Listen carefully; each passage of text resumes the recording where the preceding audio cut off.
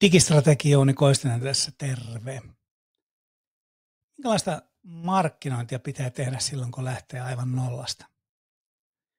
Digituottamaan.fi on ollut pitkään meillä muutaman vuoden domain, jota me emme ole oikeastaan käyttäneet. Ja kesän aikana päätimme tehdä siitä koko Investin sisältökanavan. Se nimittäin itsessään pitää sisällään hyvin jo sen lupauksen, eli digituottamaan. Miten saadaan yrityksen digimarkkinointi, myynti tuottamaan niitä oikeita asioita. Liiketoiminta kasvaa ja kehittyy ja sillä on selkeät mittarit. Ja kun lähdettiin miettimään tätä teemaa syvällisemmin, niin todettiin, että oikeastaan nämä on samalla niin kuin stepit, mitä jokaisen yrityksen pitää käydä läpi. Pitää olla strategia, pitää olla digikanavat, pitää olla web-sivut, pitää olla Google-työkaluja, pitää olla markkinoinnin työkaluja, pitää olla sisältömarkkinointia. Eli tästä syntyy nyt sitten videosarja, jossa kerrotaan vaihe vaiheelta, miten loimme tämän digituottamaan.fi kokonaisuuden ja sisältökanavan. Ja lähdetään liikkeelle strategiasta. Tämä oli se meidänkin steppi 1, että miksi tämä palvelu on luotu, mitä se pitää sisällään, kenelle se on tarkoitettu ja tässä tapauksessa miten me loimme tämän strategian.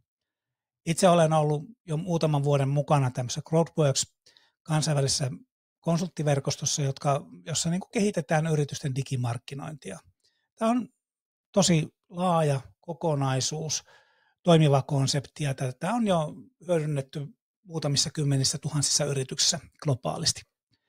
Ja meillä on työkaluna tällainen tekoälyalusta, jolla sitten pystytään luomaan yrityksen digistrategia, mutta samalla luodaan sitten jo myös varsin pitkälle se koko sisältömarkkinoinnin sisältö ja sen eri kanavien niin kuin tuotteet ja markkinointimateriaalit. No, meillähän tämä lähti liikkeelle siitä meidän perusideasta, että kenelle tämä on tarkoitettu. Eli meidän $1 million message on selvää, että se on yrittäjille, markkinoijille, pienten ja keskisuurten yritysten omistajille, jotka haluavat saada kokonaiskuvan markkinoinnista ja nimenomaan se kokonaiskuva on se pointti. Määriteltiin, mitkä meidän tavoitteet on, mitkä on ne erilaiset tunnistetut haasteet, mitä siellä yrityksellä on, se kohderyhmä, mikä meidän mielestä on se ydinhaaste, mitä ratkaisemaan me on tätä palvelua kehitetty ja sitten mitkä on ne ongelmat vielä kiteytymmin ja minkälainen meidän ihanne asiakas on ja sitten tosiaan tämä kiteytys siitä, että minkä ongelman se meidän palvelu ratkaisee.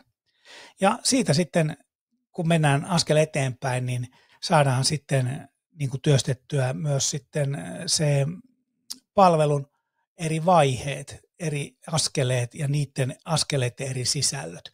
Eli tästä syntyi 3 vaihetta, 9 askelta, 27 asiaa sitten näiden eri askeleiden sisällä yhteensä, jotka pistetään yrityksen digimarkkinoissa kuntoon.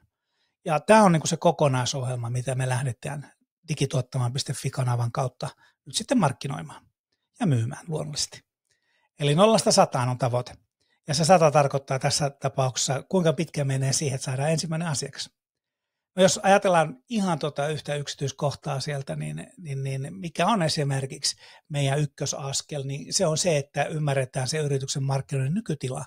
Ja oikeastaan se, että minkälaisia tavoitteita siellä on. Eli mikä on se rooli bisneksessä, mitä kanavia käytetään, ei käytetä, ja sitten, että mistä se liikenne ja se digimarkkinan kokonaisuus tänä päivänä syntyy.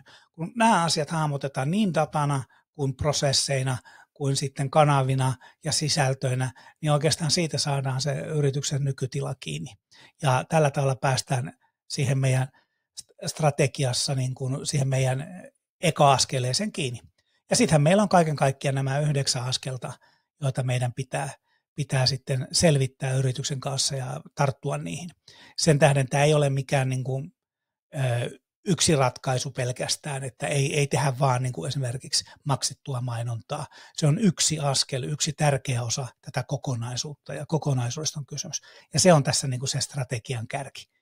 Ja itse niin kuin koen, että tämä on niin kuin tosi tärkeää, että niin kuin lähdettiin hyvin alkuvaiheessa pohtimaan strategiaa ja tekemään se ensin, ennen kuin rynnätään ilmeeseen, ennen kuin rynnätään web-sivuihin ja niihin omiin kanaviin. Ja tämä työkalu nyt sitten, kun me on tämä strategiahuolella tänne tehty, niin sen jälkeen me pystyn tekemään täältä sitten erilaiset sisällöt aika lailla nappia painamalla, luonnollisesti editoimalla. Ja lähdin myös niin liikkeelle, että teen tämän kaiken englanniksi ihan sen takia, että tämäkin palvelu loppupelissä on sitten kaksikielinen, eli on helpompi oikeastaan niin kuin näillä järjestelmillä tehdä se englanniksi ja sitten lähteä kääntämään sitä suomeksi. Ja nyt oikeastaan sitten, jos miettii, niin meidän strategia seuraava vaihe on sitten julkaista ilmejä, julkaista saittia. Se just avattiin tässä tänään, mutta se onkin sitten jo seuraava tarina. Eli step one oli strategia ja seuraava onkin sitten ilme. Palataan siihen tuota pikaa. Morjens.